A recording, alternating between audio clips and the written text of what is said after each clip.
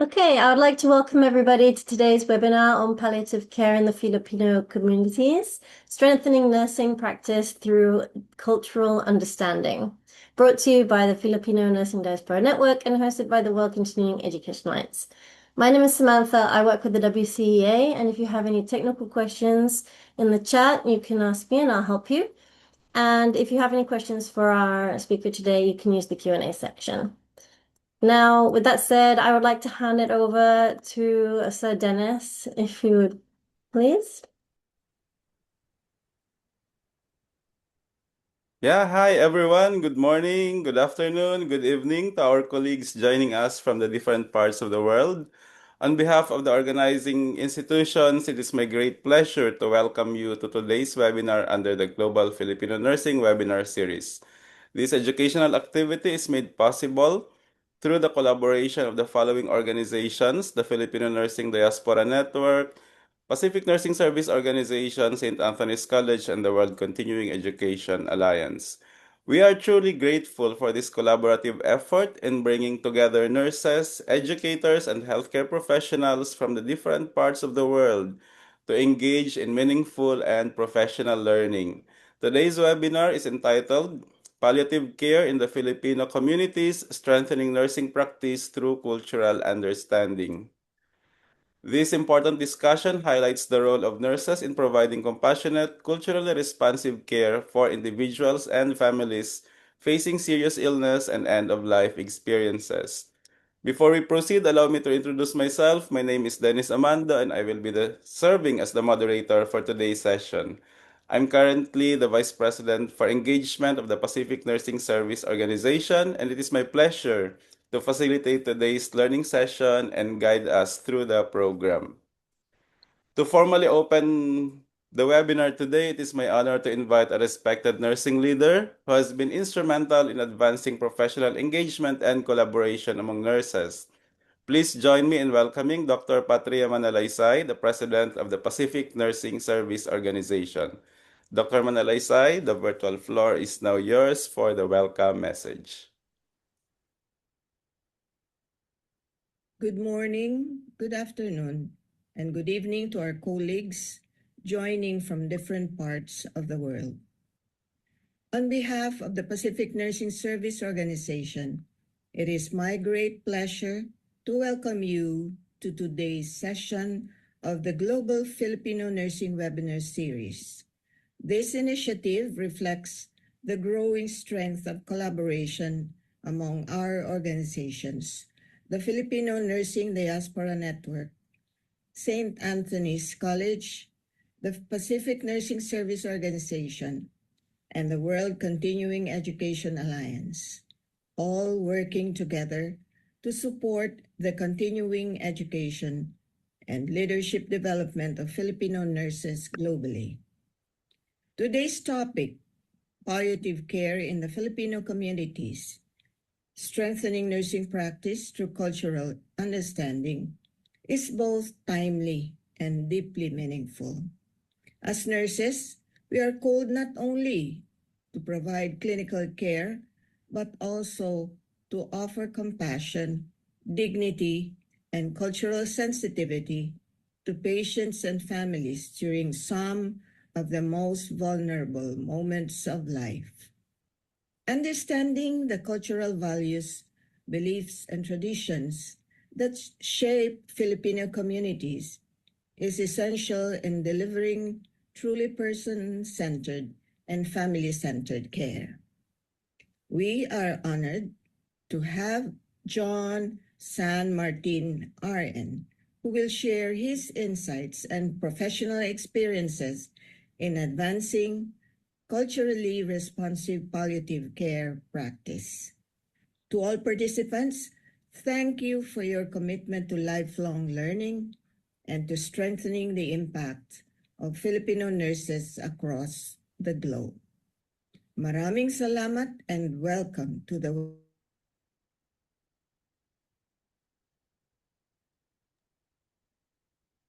Thank you very much, Dr. Manalaysay, for your inspiring welcome and for your leadership in strengthening professional collaboration among nurses globally.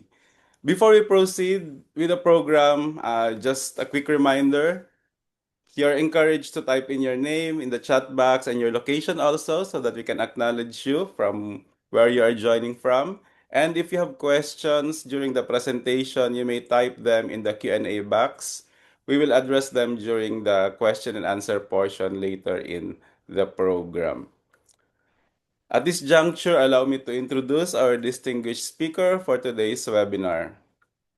Our speaker is a seasoned healthcare leader and palliative care specialist dedicated to improving end-of-life outcomes through clinical excellence, research, and education.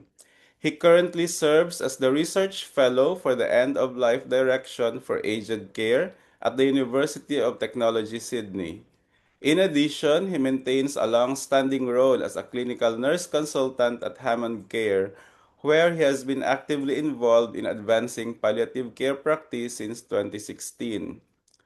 Throughout his professional career, he has specialized in palliative care across community and inpatient settings, with a strong emphasis on multidisciplinary collaboration, clinical education, and patient-centered care. In addition to his clinical work, he contributes significantly to nursing education. He serves as a casual academic at the University of Sydney and as a sessional academic at the Australian Catholic University, supporting the development of future healthcare professionals. Our speaker holds a Master of Palliative Care from the University of Technology, Sydney, and a Bachelor of Nursing from Western Sydney University. His work reflects a deep commitment to bridging academic research and compassionate frontline care, particularly in improving culturally sensitive and responsive palliative care practices. Today, he will share with us valuable insights on how cultural understanding can strengthen nursing practice in caring for patients and communities. Ladies and gentlemen, please join me in giving a warm virtual welcome to our speaker, Mr. Jon San Martin. John, the virtual floor is now yours. Thank you so much for that lovely introduction. And hello, everyone. Thank you so much for the opportunity to join you today. I think I feel so privileged to be joining such a global community of nurses, and I can see people are putting where they're coming from. And I think that's really helpful because I think that's a lot of discussion we can have as a group, not only within the context of Filipino communities, but also on a wider group as well. I feel really privileged to be speaking with you today on something I feel really truly passionate about. And today we'll be going through some of these key learning objectives, which includes the core palliative care principles and explaining how cultural understanding enhances care, and identifying a key focus on the Filipino cultural values as well, and reflecting on our role as nurses in providing culturally inclusive palliative care. I think in the next hour or so, we'll go through some of these learning objectives. Even though I'm presenting today, I really like to acknowledge that the wealth of knowledge and expertise that you all bring to this webinar. And I think we all have either professional and personal experiences around palliative care, looking after someone with a life-limiting condition, and death and dying. And I am excited to connect with you and learn with you as well as we go through this webinar. As we are all living in a more globalized society, understanding people's culture is truly important.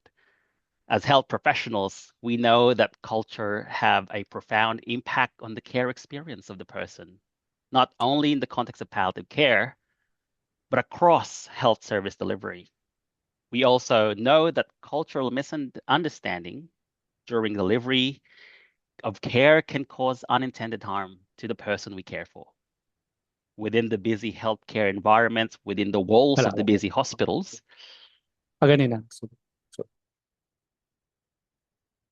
I think culture sometimes, unfortunately, is often viewed as a barrier to care delivery, particularly around language and misunderstanding of cultural practices. I think this is why, as a group, as a collective global group of nurses, it's important for us to take the proactive role in learning about people's culture and also sharing our own culture to enhance the quality of care we provide. And that is why I'm really grateful for this opportunity to share a little bit about my perspective on palliative care within the Filipino community. So thank you so much. Having said that, I also am presenting and coming from Sydney, Australia, and I'd like to pay my respects to the traditional custodians of the land of where I am presenting today. I am currently in the land of the Camaragal people of the Eora Nation here in northern Sydney.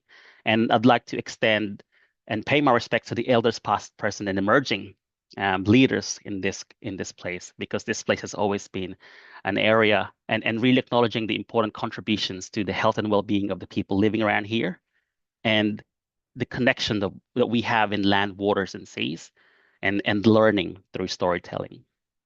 Similarly, I'd like to extend the same respect to all the people from all the cultures that are attending today within this webinar, and really thank you for the opportunity. Next, I'd like us to pause and reflect, I guess.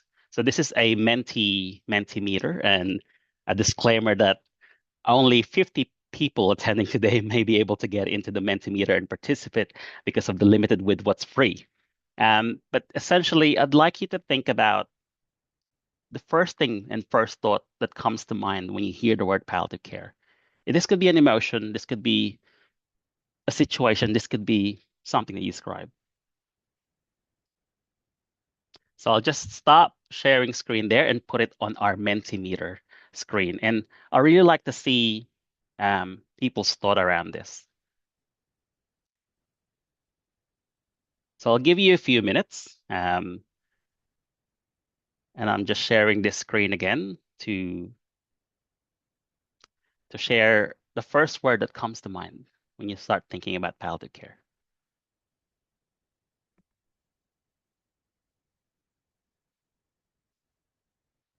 Let's just see. Seeing a few words coming up. We've got pain management. We've got dignity in dying.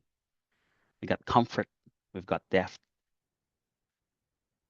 Just allow a few more minutes for us to share our thoughts around this.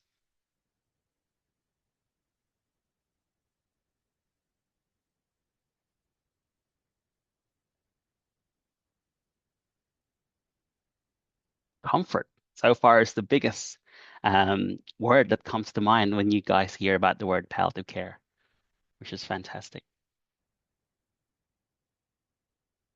If you aren't able to put anything else in the Mentimeter because, of course, it's hard to get in or the limit has been reached already, feel free to put it in the chat if you still want to share your thoughts around the first thing that comes to mind when you hear the word palliative care. So right now, what I'm seeing is comfort and dying as the biggest one. But there's also a few that relates back to dignity in dying, around pain, around support, around symptom management, about being pain-free. There's a mention about senior citizens, so our elderly population is around there as well. There's a mention about end-of-life care.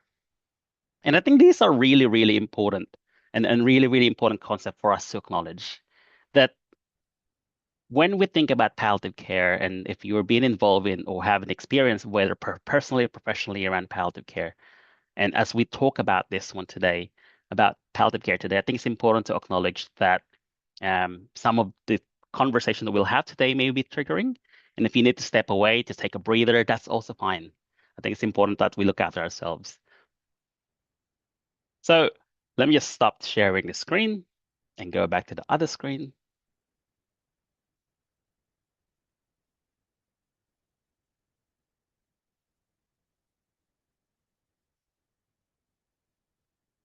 Thank you so much for joining on that one.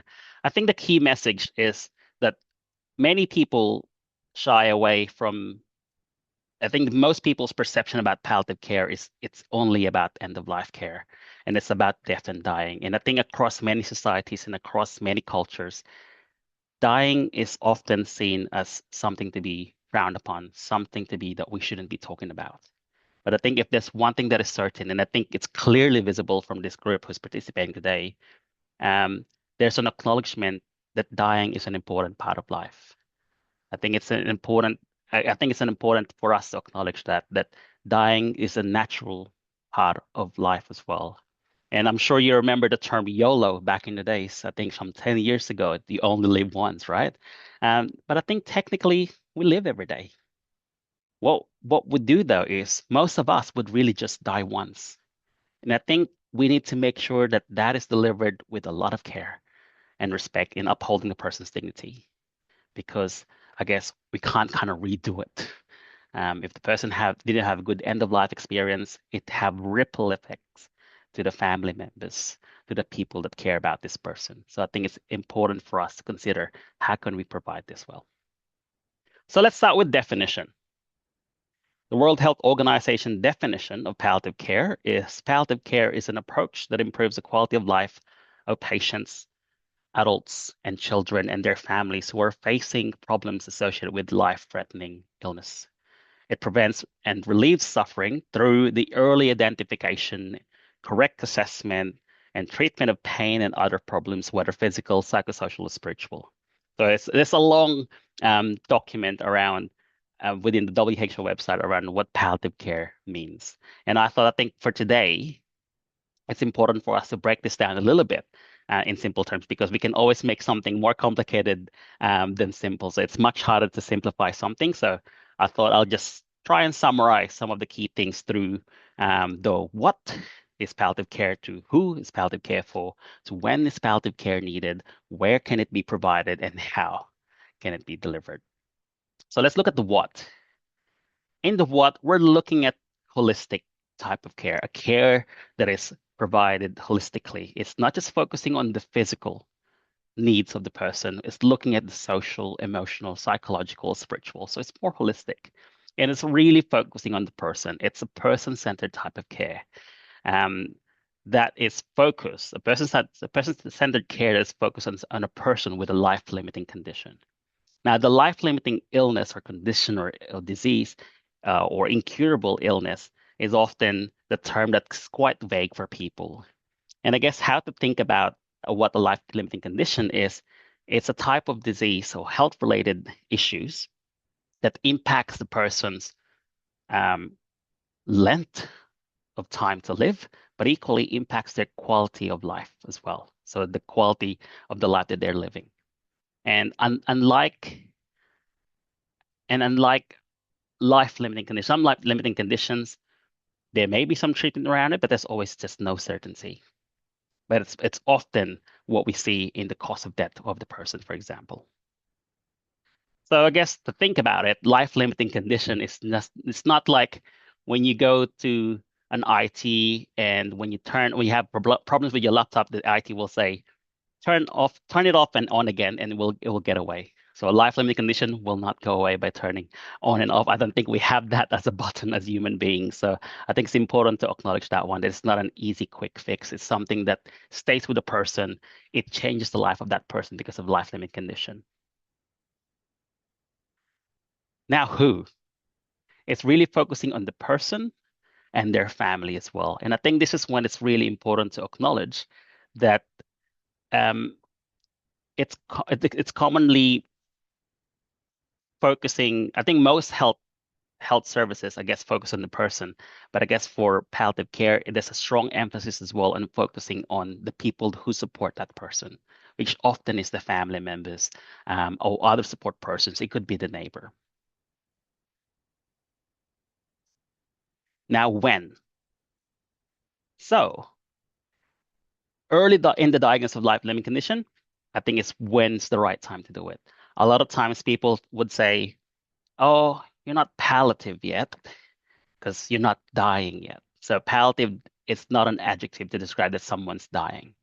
I think which is often the common misperception of what palliative truly is, because you would see it a lot in the media, even in the movies, or even in real life. People would say, there's nothing else we can do, you're palliative now. Whereas I think what's happening is the blame of the failure is being put on the person rather than on the system, because there's not much curative stuff we can do, but we can still do some treatment to ensure that your quality of life is upheld. So this is a diagram, I think, to help us visualize how it looks like. Previously, the old concept is, and the previous understanding of many people what palliative care is that you will do all the treatment. Let's use cancer, for example. You will do all the cancer treatments until there's no cancer treatment that's working anymore, then you're palliative. Whereas what we need to be doing is the moment of the diagnosis of a life-limiting condition such as cancer, the involvement of curative, even though during this time, for example, in the early phases, the focus is more on curative, I think it's important to include and introduce when palliative care is necessary.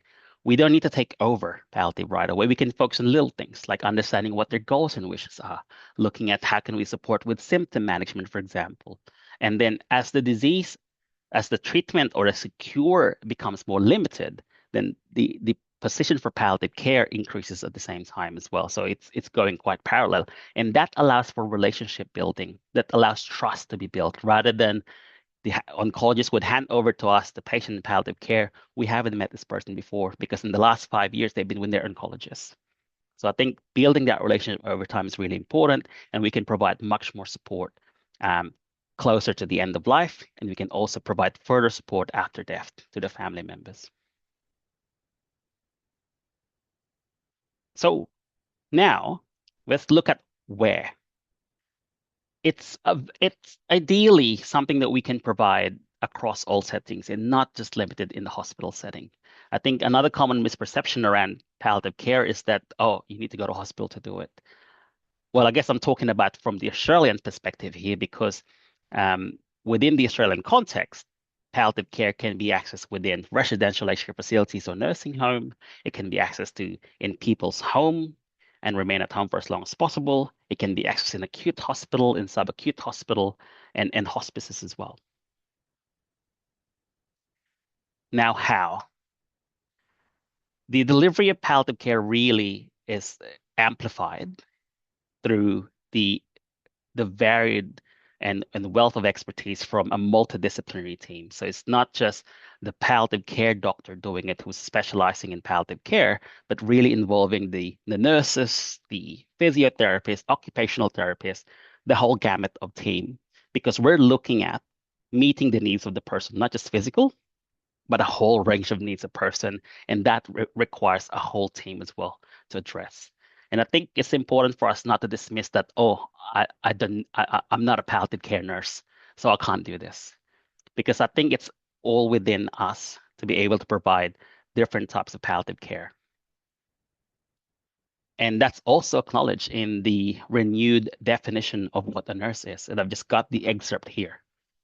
That nurses enhance health literacy, promote health, prevent illness, protect patient safety, alleviate suffering, facilitate recovery and adaptation, and uphold dignity throughout life and at the end of life. I think as a profession, we often use this term from cradle to grave. So we provide support throughout the life course of the person. What's missing in the last summary that I had was around the concept of, but why do palliative care? Dame Cicely Saunders is an experienced nurse, social worker, and palliative care doctor. So pretty much Dame Cicely Saunders is the MDT, I guess, and really started the foundational philosophy of modern palliative care, which coined the phrase, "You matter because you are you, and you matter to the last moment of your life," emphasizing that treating the whole person and not just disease to ensure that they live fully until they die. I think it's really important for us to acknowledge that, yes, we do so well in providing care because they are unwell, but not because there's no further curative treatment available for this person. It doesn't mean we're not going to care for them and allow them to die. I think if not, this is when intensive care should actually come in, wherein we will allow people, we'll provide really high-level care for this person, focusing on quality of life, managing their symptoms, and aligning care to their preferences and wishes as well, so that we can really uphold that dignity for the person. So that is, I guess, a kind of whirlwind overview of what palliative care is, and I thought, and I hope that's been helpful, and just to set the scene, because the presentation that I am doing really started from a request from our Palliative Care New South Wales, which is a state-based peak body for palliative care here in Australia. And I'm part of this culturally and linguistically diverse communities of palliative care professional COLD group. And they've asked me, John, we're translating some of our pamphlets to cater for the Filipino communities as well. And you're Filipino, do you mind having a look and see if we've got the translation right? We've got someone professional who's translating this, but they also acknowledge that translating word per word to our language without context will not be meaningful for people. So I said, yeah, sure, I'm happy to review it and provide feedback and back and forth, and that's exactly what I've done.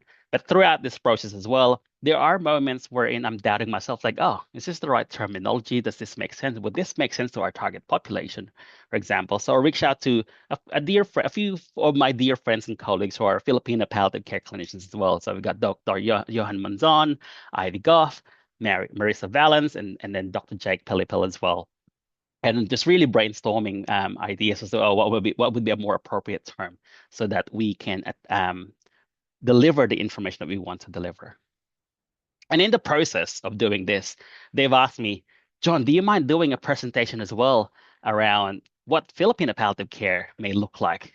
And I thought, well, okay, well, I can present in a small group. So today I'm really being brave by presenting it to a bigger group with a global audience and really sharing this. So acknowledging that if I got this right, hopefully, that the information I've got will be accurate, but also very open, and that this is probably a work in progress, wherein there's a lot that we can improve further.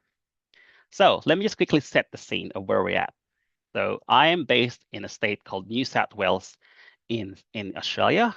And in New South Wales, there are around 106 people, over 100,000 people who were born in the Philippines. And that's where it is. And not everyone arrived by a jeepney, but I thought I'll put the jeepney over there.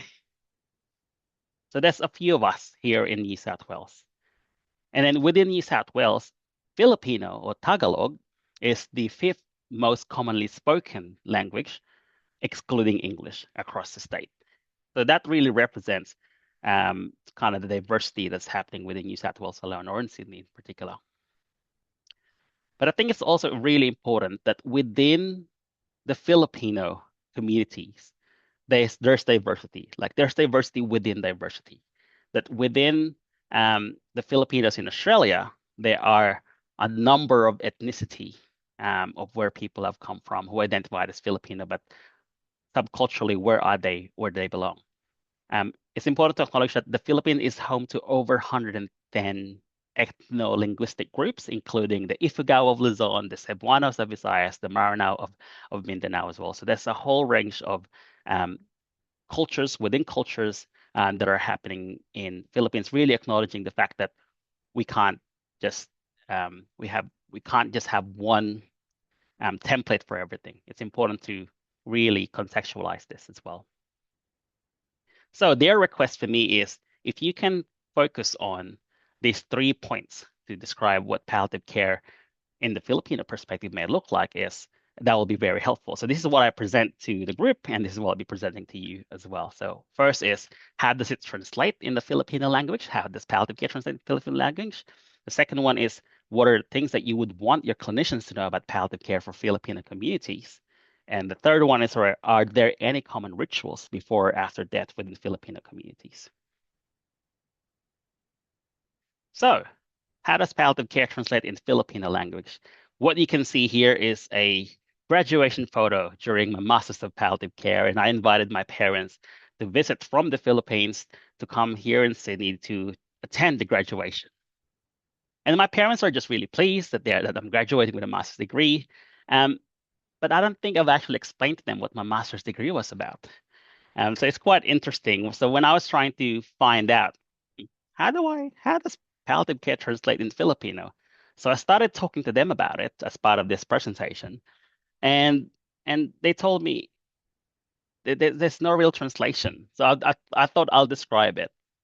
How does looking after someone with a diagnosis that could lead to death, what is the type of care we call that? And they said to me, we just call that care. We just look after them. We care. Okay. how about if they're towards the end of life, when they're dying and they're really close to death? What do you call that care? And they said to me, once again, we just call it care. It's about looking after the person. And then I've explored a little bit about advanced care planning. What about advanced care planning? Is there a concept of us talking in advance about what would be our preferences if we become unwell and we can't speak for ourselves anymore? And I said, no. And so I asked, so who usually makes the decision?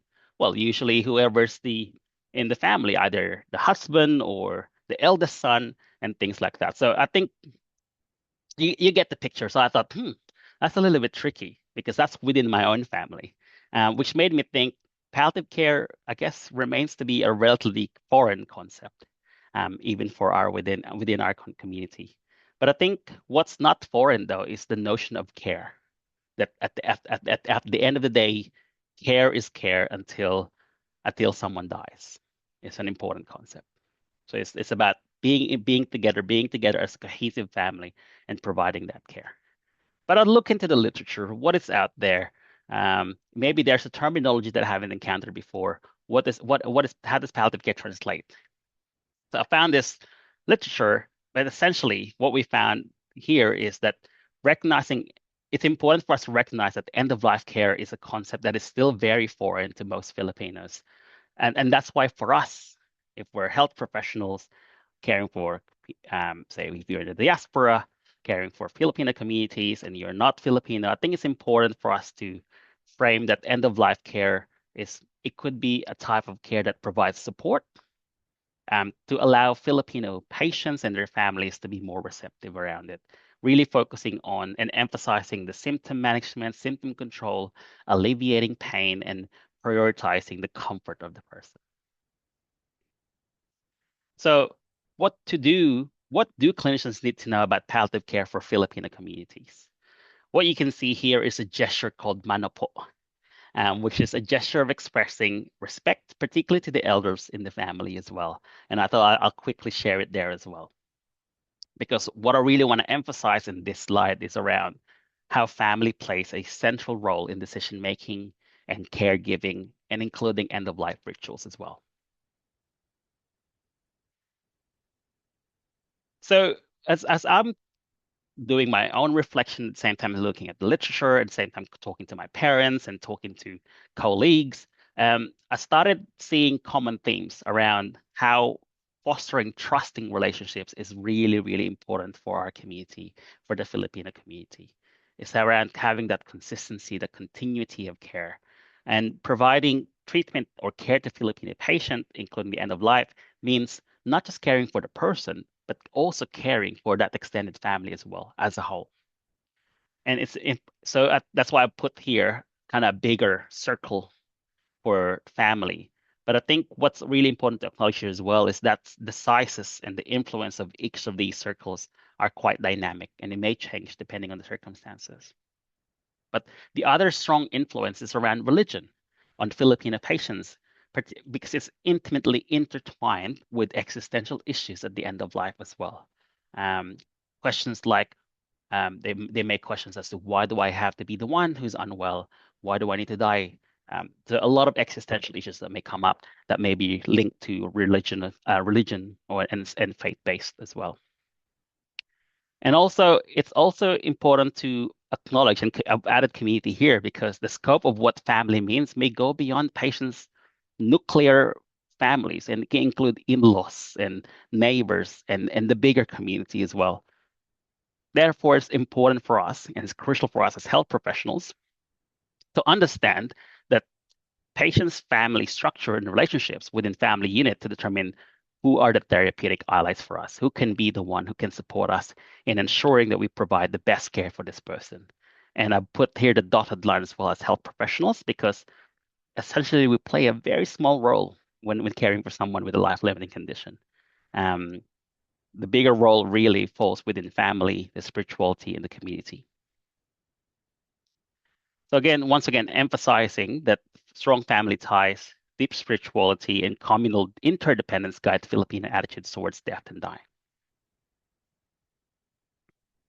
Other concepts to consider, and this is from around supporting dignified dying in the Philippines paper is what I really like here is for Filipinos, family is rated as the most important source of happiness for most Filipinos.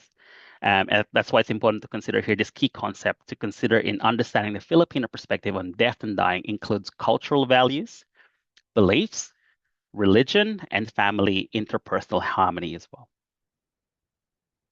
But what does good death or perception of good death look like within the Filipino communities?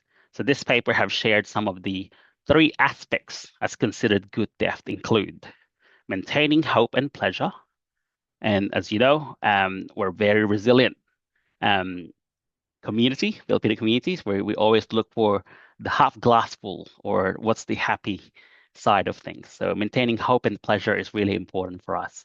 Having control over the future and also looking and having good relationship with the medical staff. And once again, this probably speaks to sort of how our healthcare system is perceived in the Philippines, whereas medical staff are often the top of the hierarchy, and they often have higher respect for them and higher regard for them. But I think equally in other contexts, this could be viewed as having good relationships with healthcare professionals, which can include us as nurses. Once again, emphasizing that how family plays a central role in decision-making, in caregiving, and end-of-life rituals. Elders and collective consensus often guide choices as well for the person. A lot of times, persons would even defer decision-making to, don't need to talk about this to me. Can you ask so-and-so? Can you ask my husband about this? Can you ask my son about this? Can you ask my uncle about this? So Filipino culture really places a strong emphasis on values and interdependence, which sometimes leads to reluctance in discussing end-of-life issues as well. And the decision makers can often be blurred.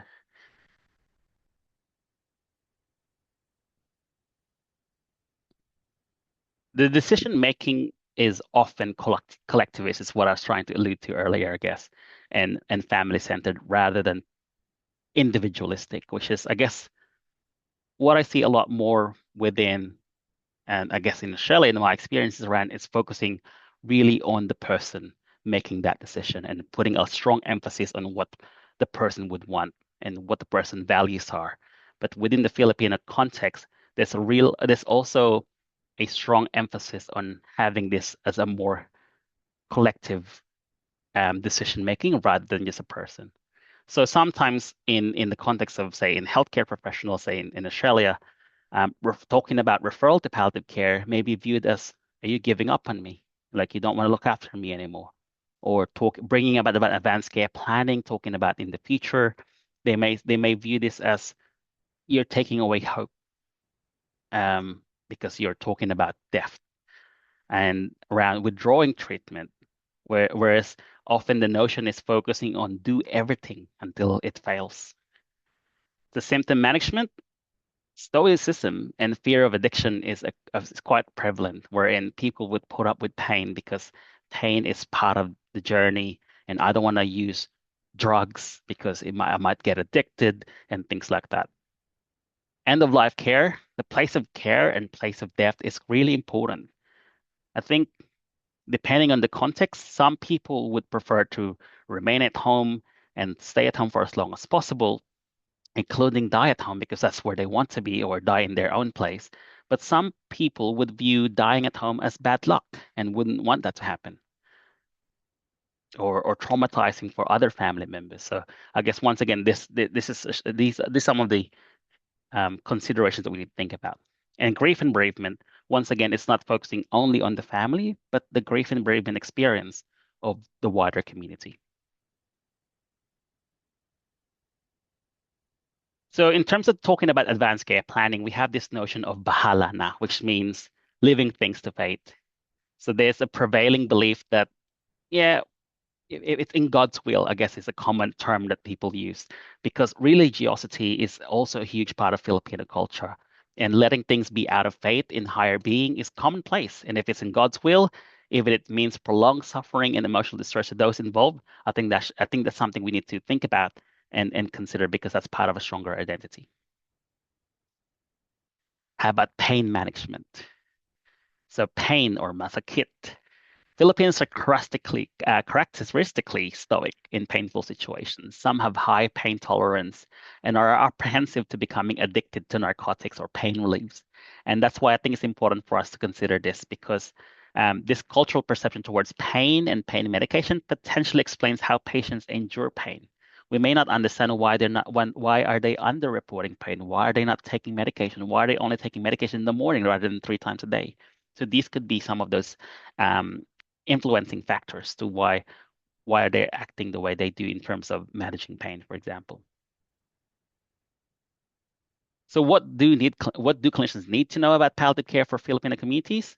Once again, in practice consideration, just reminding ourselves around the importance of fostering trusting relationships within the family that links with spirituality and in the community as well. But building trust through presence, I think being consistent, being present, and being compassionate is really important. That respecting for a collective decision making as well. I think it's another one. It's around allowing people to have the opportunity to discuss as a group. Communicate with sensitivity, focusing on comfort and peace rather than giving up. Allowing flexibility in visitation, and this is within hospital or residential aged care setting, wherein sometimes there's visiting hours are restricted or the number of visitors may be restricted. So I think allowing flexibility is really important, acknowledging that there's a bigger community. Are there any common rituals before or after death within Filipino communities? I think this is another important topic to consider. I think as clinicians, as health professionals, I think it's important for us to consider to us and lean into with curiosity as to are there any practices important to you or your family at this time? Sometimes the presence of a priest or a chaplain near the end of life for anointing of the sick or last rites is highly valued and is essential. And even offering that makes a huge difference to our communities. Some families also integrate folk practices or superstitions along with religious practices. So bringing particular item and things like that. Immediately after death, of some of the common practices around is around putting rosary or other religious items maybe placed in the person to protect the soul. Some of the mirrors are covered after death to prevent the spirits from being trapped. And immediate family members avoid wearing red even up to a year are some of the common practices after death. During the wake or lamay, relatives and friends visit for days, bringing food, prayers, and even financial contributions. And they consider sweeping the floor or cleaning the house even, or taking a bath after a wake is avoided to prevent bad luck. Some of the cultural beliefs and practices after the burial, after death, families observe 9-day prayers or pasiam and 40th day to mark the soul's journey. All Souls Day involves visiting the graves, cleaning tombs, and sharing food, and really coming together as a collective. And I remember looking forward to this one as a kid because we collect all the candles and then put them together, reheat them, and then sometimes sell it. Lighting candles, offering food, and visiting graves to honor the dead is a really important part of culture, and this still happens to date. I think, which is really, really, I think, beautiful part of the culture.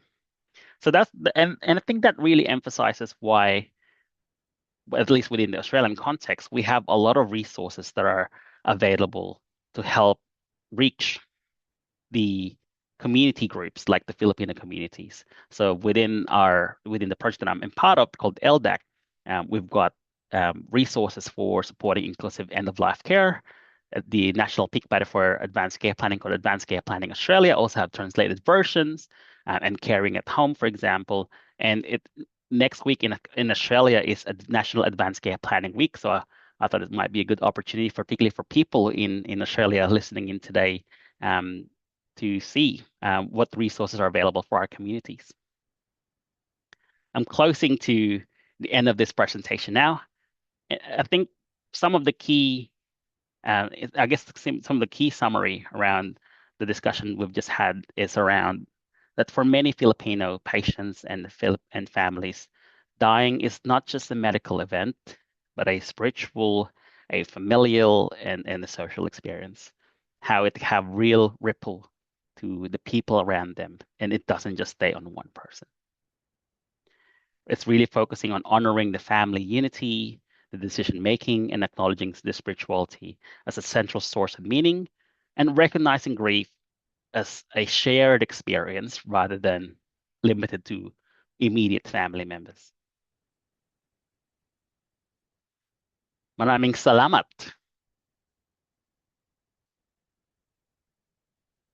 I'll stop sharing my screen.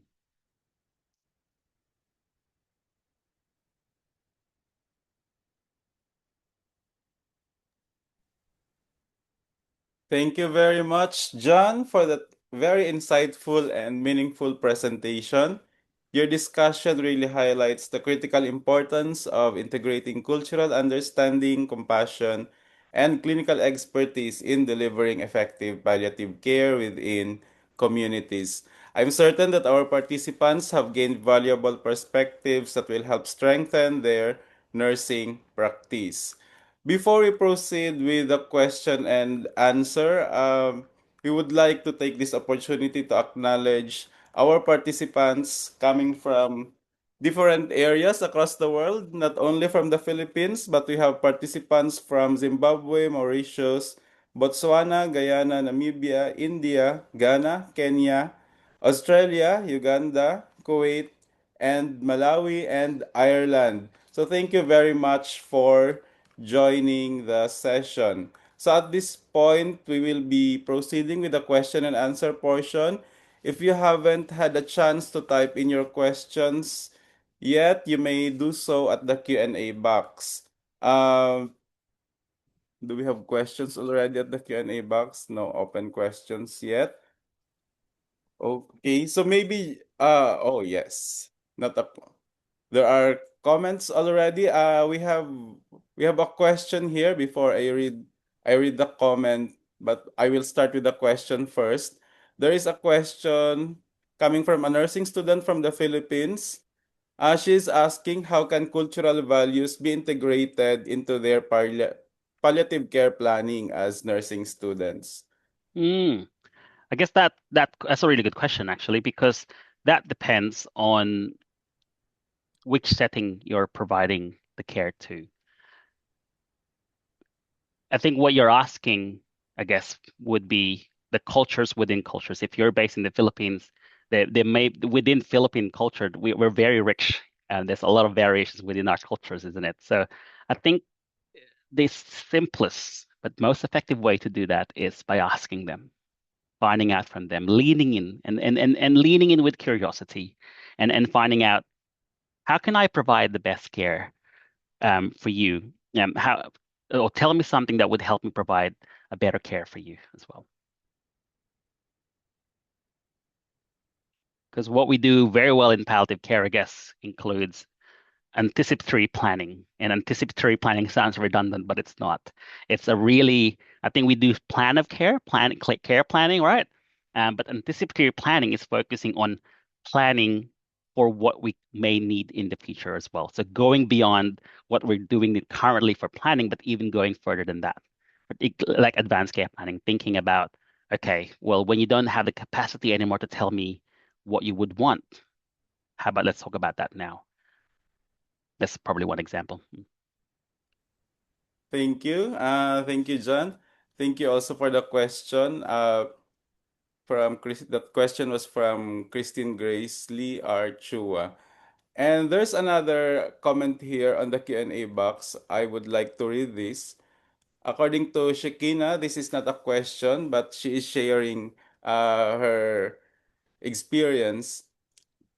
Palliative care hits very close to home for me. When my father was in a coma 1 week before he died, a relative of ours, who is a family medicine doctor, advised us to transfer him from the ward to the palliative care unit. We were in a tertiary public hospital in the Philippines, and even though my father was already a level 4 patient, he was still in a ward shared with around 80 other patients. When we brought up the suggestion to his attending physician, he was reluctant.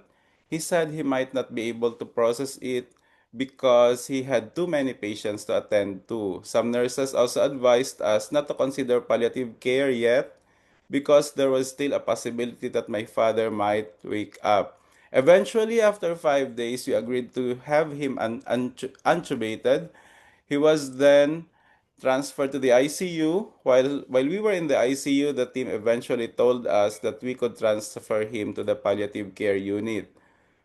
The doctor said that the paperwork would be ready around 5 p.m., but the paperwork never came. My father passed at around 7 p.m. I often think that he would have wanted to be in palliative care. There, he would have been surrounded by family in the ICU.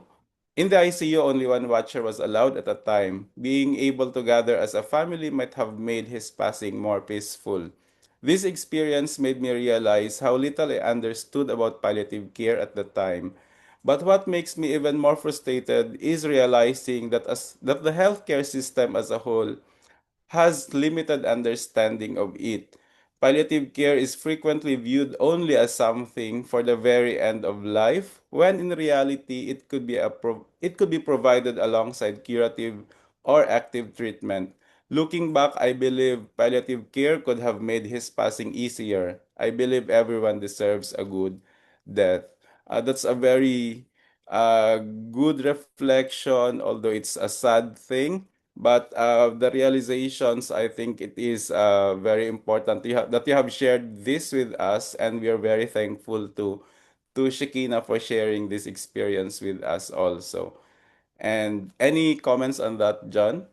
Absolutely, Shakina. I think, Shakina, firstly, thank you. I'm really, really grateful because I couldn't have said it any better than you have. I think how you articulated what happened clearly from my perspective at least, clearly it's everything still so raw and fresh in your mind, and to really clearly, vividly remember what happened because it had a profound impact on you as the daughter. And I think this realization as well around how there is inconsistency of people's understanding of what palliative care is, just like what you said, it sounds like palliative care here was used as end of life care rather than palliative care. Don't get me wrong, we do palliative care people, we do great end of life care in palliative care. And end of life care is an important aspect of palliative care. But palliative care, I think the reason why it's confusing for many people, I guess, and if I can subdivide it into three categories, is because firstly, palliative care is often seen as a specialty in medicine. That's an area that doctors specializes on.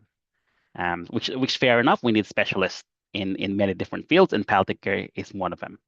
The second one is palliative care, focusing palliative care as a service, wherein it's often there's variation in referral criteria, who will be accepted as palliative and all that. And once again, that kind of inhibits access to timely palliative care. But I think ultimately, palliative care, which aligns much more strongly to the definition of World Health Organization, is that palliative care is a philosophy of care. It's person-centered, it's holistic, it's relational. It's focusing on the person's need and really and not focusing on just the physical. And as a philosophy, it also acknowledges that death is a normal part of life. And I think all of us, regardless of our roles, can have a role in palliative care. It doesn't need to be limited by the specialist. So really profound sharing. Thank you so much, Shakina. Thank you, John. We have another question here from Laurentia. How does palliative care handle pain and symptom management? A really good question. One of the key aspect of, I guess, skill set required, and which is a skill set we have as all as nurses, is to focus on impeccable assessment that we do. So understanding, so this is focusing on pain, but equally, I think what we really need to understand is as a palliative care nurse, for example, what I would do is I would zoom out. I want to understand what is happening to this person. Why is this person having pain? Is the pain is the pain expected part of the disease for this person, or is the pain caused by something else? So I think it's allowing us to recognize, because if it's an expected part of deterioration for someone, say with cancer, then maybe the pain is indicating that the disease is progressing much further. But in terms of answering your question on how, we use a lot of our assessment skills that we refine over time, but there's also a number of tools that we can use around to support you to assess palliative care, pain. Thank you. Again, thank you, John, for that insight.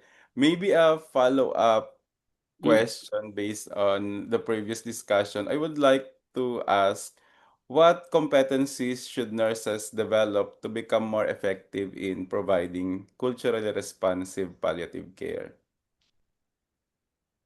Competency developed. Sorry, I didn't get the question. What competencies should nurses develop to become more effective in providing culturally responsive palliative care?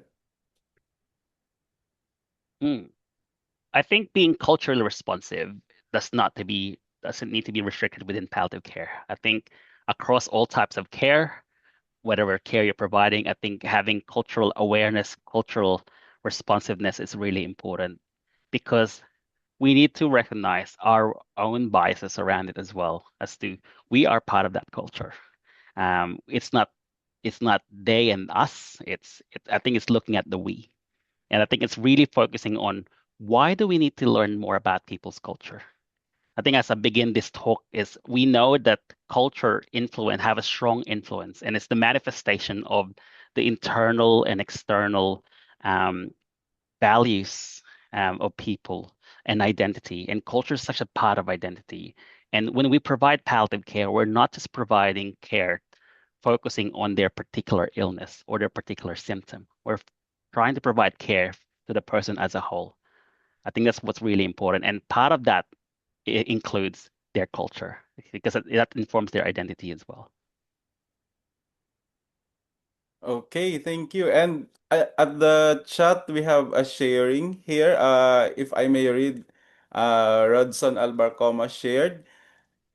He said, when my grandmother's condition began to deteriorate, as reported by my aunt who cares for her in the Philippines, I immediately flew home to assess her in person. On examination, she was confused, agitated, and showing clear signs that she was likely in pain. I requested that the hospital team ask her GP to optimize her paracetamol and administer it regularly. The response I received from the nursing staff, medical staff, and even many of my own relatives was hesitation and fear. There is a deeply ingrained belief that giving pain medication will damage the kidneys, the liver, or cause other harm. Despite this reluctance, I advocated firmly for appropriate pain management. The team eventually proceeded. Within 24 hours, the change was remarkable. She was oriented, calmer, and able to engage meaningfully in conversation again. That simple but powerful experience reminded me how much our cultural beliefs can unintentionally hinder good palliative care. It highlighted the urgent need to strengthen palliative education, not only among our nursing and medical workforce in the Philippines, but also within the general public. Pain relief is not pain relief is not about giving up. It's about dignity, comfort, and allowing our loved ones to live their final days with clarity and peace. To make a reflection, my grandma passed away with her orientated and still being with us, happy and comfortable, which I think that is what we all wanted to our loved ones. This is what the core of palliative care is. So that's the sharing from Rodson. Thank you so much, Rodson. I think once again, similar to the sharing of Shanika or Shakina, I forgot now. It's really important to acknowledge this lived experience that we have because as nurses, that also help us think about it when we're providing care to other people. That becomes our fuel in a way. That becomes our motivation to provide, and how can we deliver better care? And I guess this is another issue wherein the reputation, this reputational issues within palliative care, I guess, is often palliative care is being viewed as the rain rather than the umbrella. That when a referral to palliative care comes in, no, I don't need palliative care yet. We're not there yet. That palliative care is the evil because I guess traditionally it's always been the case, because palliative care is viewed as someone's giving up. But I guess ultimately the need for palliative care is focusing on further support and adding that layer of support. Palliative care came from the Latin word pallium, which means to cloak. So when you're unwell, particularly, you like to kind of cover yourself to make sure that you feel a bit more guarded, a little bit more comfortable. And this is exactly what we're trying to do. What we're not trying to do in palliative care is trying to cure the disease. What we're trying to do is to really focusing on comfort so we can maximize the life that they have. The reason why they need palliative care is because they are still alive, not because they're dying. I think that's where the focus needs to be, that we want to make sure that their life remaining is focusing on quality of life, is focusing on comfort and dignity, and allowing for moments like that where you can spend time with your families. I remember looking after someone in the community who wouldn't want to go to the hospital because if he goes to the hospital, no one's going to look after the cat. So things like that. So really focusing on what's important for this person. What does good care look like for this person? Because it's something that we can't decide for them. So yeah, thanks so much, Rodson, for sharing. Thank you, John, and thank you, Radson, also. There's another question. This was sent through email. The question, basically, the situation is, I am currently a nurse working in the Middle East. Telling the truth about the diagnosis and prognosis, though considered the reasonable practice in most westernized cultures to promote patient wishes, can be considered inappropriate in the Eastern Mediterranean region. In this setting, how does the palliative care team usually approach discussing diagnosis and prognosis when the family prefers that the patient not be told directly? How can we balance respect for family wishes with the patient's right to be involved in decisions about their care and end-of-life preferences? Thanks so much for that question. And I think just a disclaimer that I haven't worked in the Middle East before, so it's probably going to be tricky for me to answer, but I've looked after people from the Middle East as well, and who are residing in Australia. And often this situation comes up so easily. Please don't tell mom she's got cancer. Please don't tell mom that she's dying. A lot of times, and I'm happy. I'm happy not to tell. But the one thing I tell them all the time is that I can't lie if they've asked me directly. So if they haven't asked it, I won't approach it. And a lot of times, what I do as well as a strategy is it's not something I would do independently. I try to bring in the team and really get an understanding to what is it that's worrying them about bringing this up with their loved one in particular, or with their parents in particular, or with that person in particular. And then sometimes I need to meet with them separately to have a family meeting with the family members only, and then have another family meeting, including the patient including the patient as well, and then having a collective discussion, having agreement that if it's us to ask our team directly, it's not something we would lie about. We would tell the truth. But if it was not brought up, then we will not bring it up as well. But what we want to find out is how can we best align what the person wants and the expectations as well from the family. So it requires a lot of navigation. It's not a one sitting only. It would require relationship building as well. That's why I said palliative care is focusing on the person and the relationships as well that we have with the people, because it's really important. We work in a very trust-based service. Nursing is one of the most trusted workforce that we know in the world, and I think it's important for us to uphold that. Thank you. Thank you very much. This is a very interesting discussion. And I think we have one last question here from Laurentia. What is the process for transitioning from curative treatment to palliative or hospice care? What is the transition? There's a few different layers to that question, actually, because it often depends on what is the life-limiting condition, what are the goals of the person, what are the resources that are available. But ultimately, when I look after patients with palliative care needs, I tell them, I want to take over the care. I will continually talking to your oncologist, for example, if they've got cancer, or your specialist, your heart specialist, your lung specialist, I will continue talking to your general practitioner, your regular doctor, so that this is still a collaborative team. But because and really focusing on their need. If their need at the moment is focusing on managing symptoms that requires both the oncologist and our team from the palliative care to be involved, then we will focus on that one. So it's not really too much focused on us as a team as to when should we do it, but really focusing on what are the needs of this person right now in front of me. And then gather everyone that we need, the resources to make sure that we meet those needs. Again, thank you very much. Very insightful questions and responses. And I think this will make us a lot more interested in the concept of palliative care, as well as apply it in our own settings as we deem fit.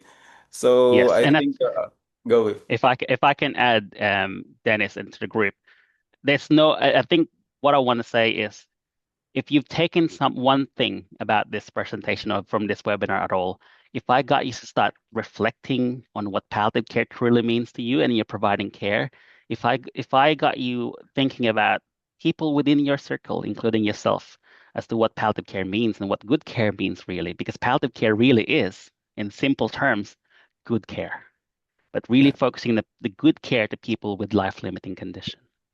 And I think if I get you start thinking about these things, I think I've done my job, and I'm really grateful. This no way near that the work that I present today is complete. This is going to be a work in progress. And if you're interested in palliative care and particularly in the Filipino community in palliative care, because as you've noticed, there's not many out there at the moment. A lot of evidence-based or literatures out there at the moment. I'll be very, very interested to have a chat and continue the conversation, because this is what we want, is to continue the conversation. Wow, that's great. Thank you very much, John, for generously sharing your expertise with us today. At this point, we move forward to the closing of our program. It is my honor to invite a distinguished nursing leader who has made significant contributions to the global Filipino nursing community. To deliver the closing message, please welcome Dr. Violeta Lopez, the President Emeritus of the Filipino Nursing Diaspora Network.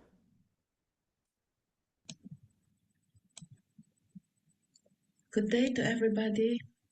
Thank you very much to our speaker, Jon San Martin, for an insightful and meaningful presentation. Your discussion reminded us that palliative care is not only a clinical responsibility, but also a deeply human practice grounded in empathy, respect, and cultural understanding. Today's webinar highlights an important truth. Filipino nurses bring to healthcare system around the world not only their clinical competence, but also a strong sense of compassion, family orientation, and cultural sensitivity. These qualities allow us to connect with patients and communities in ways that truly honor dignity at the end of life.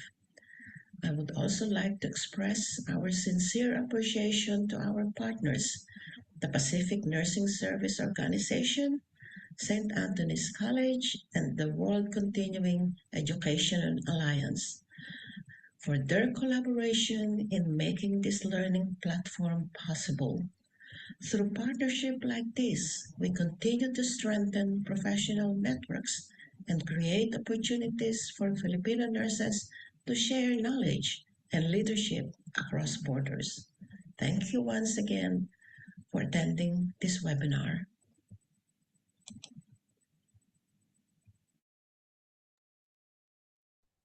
Thank you very much, Dr. Lopez, for your inspiring closing remarks.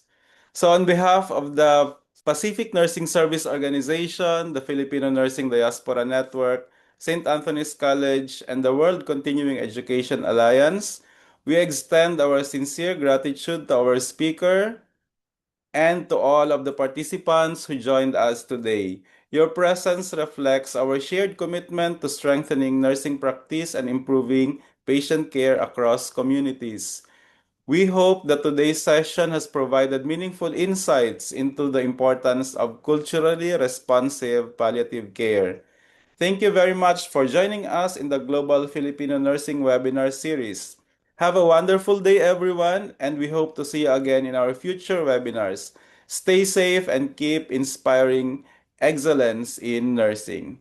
Once again, thank you very much, and this has been Dennis, your moderator. Thank you.